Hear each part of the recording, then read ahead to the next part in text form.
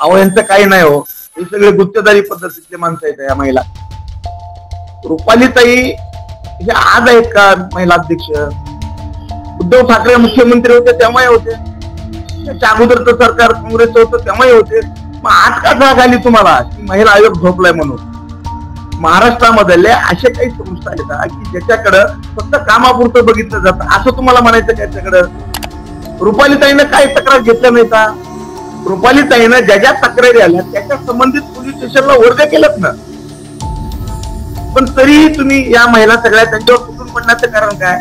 एक महिला त्यांच्या सौंदर्यावर बोलायची, एका महिलेनं तर एक असं केलं की तुम्ही काहीच काम केलं नाही मग ही पद कसं मिळवलं? मी तुम्हाला असं म्हणू का उपनेते पद कसं मिळालं?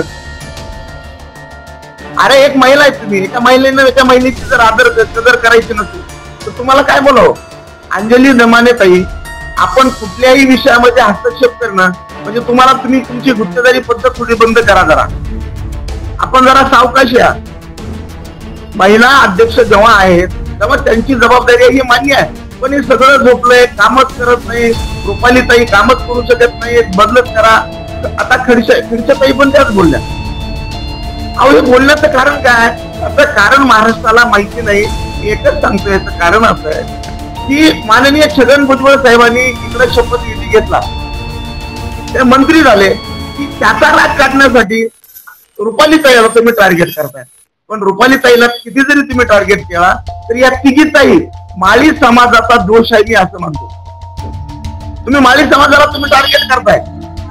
छगन भुजबळ साहेबांनी जेव्हा शपथ घेतली तोपर्यंत तुम्हाला महिला आयोग दिसला नाही, तोपर्यंत तुम्हाला रुपाली चाकणकर त्या काम करत नाही तुम्हाला दिसलं नाही.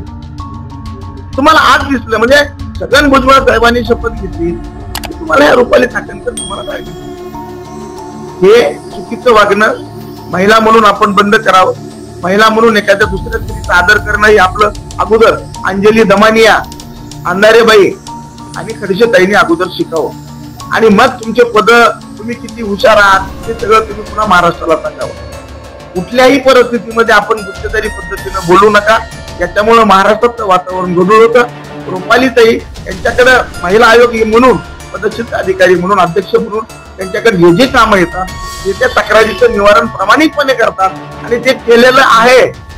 एक बाजू तुम्ही समोर घ्या ना, हे करत नाही.